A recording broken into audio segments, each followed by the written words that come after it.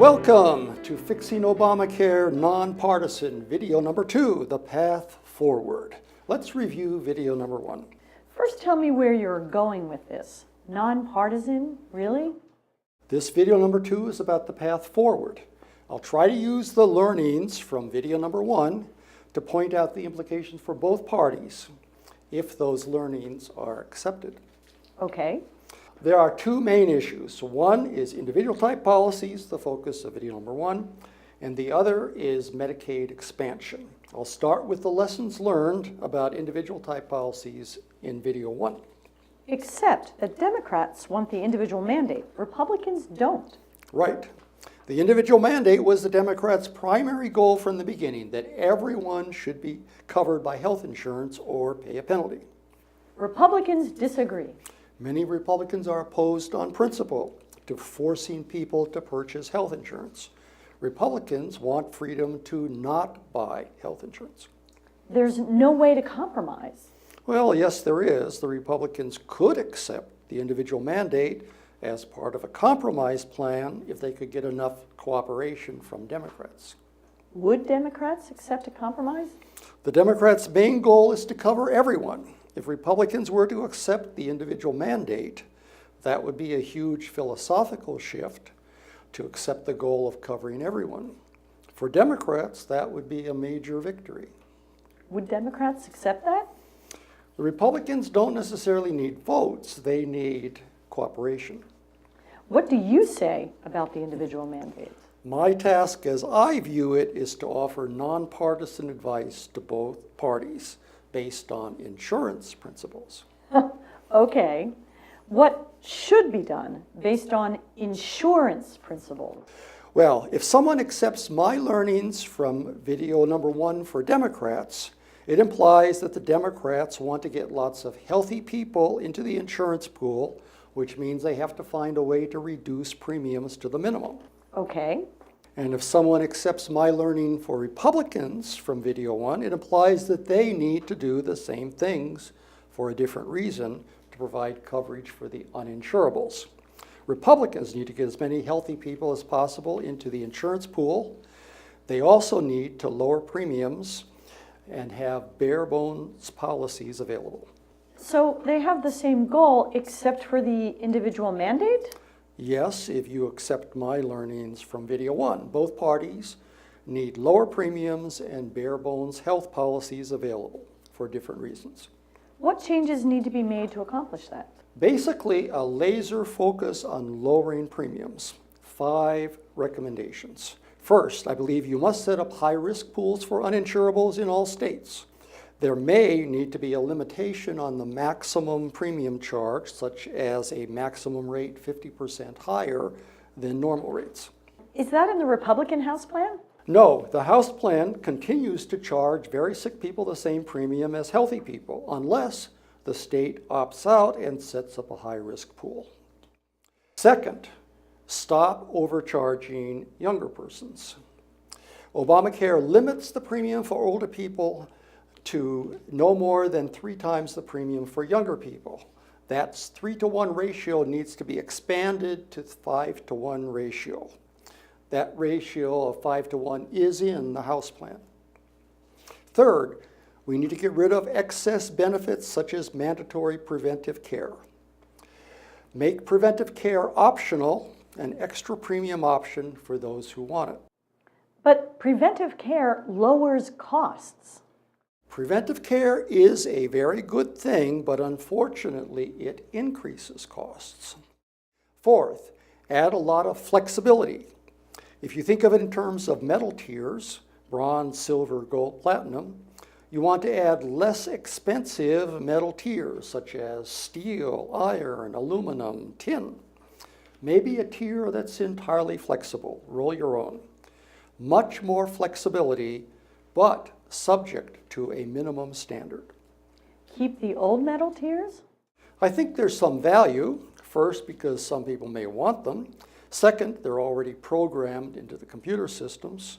And third, then you can see how much difference these other changes will make. So those are the 4 ways to lower premiums. risk pools for uninsurables, stop overcharging younger people, make preventive care optional, and add much more flexibility. Finally, there's a number 5.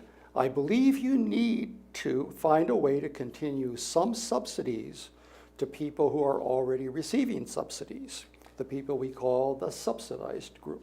The Republican House plan does something, right? Right, it uses tax credits. That may work or not, but you need something. So in your thinking, how is a Republican plan different from a Democrat plan? Interestingly, right now, if you accept my learnings from video number 1, they may tend to look much the same, except for the individual mandate. They both need to lower premiums and bring more healthy people into the insurance pool for different reasons. What's the minimum coverage? The tin level? Yes, probably some form of true catastrophic coverage called cat care. This is true cat care, not the Obamacare loaded up version of cat care. What should that minimum standard look like? We need to go back to first principles. Think of it from the standpoint of a healthy person. Here's what we know. Healthy people have very low expenses. 50% of the entire population contributes only 3% of health medical costs. Really? And 10% of the population contributes almost 2/3 of all medical costs each year, 66%. A relatively small number of people cause a large part of the expenses. That's interesting. But the individuals in that 10% who are expensive change from year to year. You can have 1 year with a serious operation and high costs, and then go 10 years without medical problems. So what healthy people need is protection against those huge expenses, because that single operation or series of treatments can use up all their savings and possibly throw them into bankruptcy. That's why true catastrophe insurance, cat care, is the one element most needed in the minimum coverage, because that's what healthy people understand they need, if they think about it at all. So is that it for individual type insurance? Yes. Laser focus to lower premiums to coax healthy people into the insurance pool, subject to an agreed minimum standard, with or without an individual mandate. Okay. What about expanded Medicaid? That's difficult. Medicaid is a special coverage designed to serve the poor. Even before Obamacare, Medicaid was struggling to keep costs under control. The Republicans are very concerned about the cost of Medicaid expansion.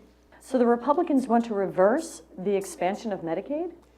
The Republican House plan and Senate plan are different. The House plan would allow anyone who's already qualified under Medicaid expansion to stay on it, but would not allow anyone new to be added. And they would use attrition to get back to the original coverage purpose, serving the poor. Basically, they want to give states as much control over Medicaid as possible. The Senate plan is different? Somewhat. The Senate plan allows expansion, but wants to see the matching percentage reduced to the normal rules rather than 100% or 90% federal funding. So what's best? The Republicans' main concern is about the long-term budget issues and cost control. The Democrats don't want to see Medicaid expansion cut back. I suspect it's difficult to compromise on Medicaid expansion. Most of your presentation is about individual type insurance, right? That's correct, because the issue there is standard insurance principles which are being overlooked, in my opinion. And the issues in Medicaid expansion are different? Yes, about the design and purpose of Medicaid. Should it be limited to the poor or extended much further? Major questions of federalism and cost control. And your advice to Congress is? I think there's a lot of common ground on the individual type insurance side. So maybe it's possible for the two parties to work together there. Beyond that, I'm reluctant to offer any advice. Thank you.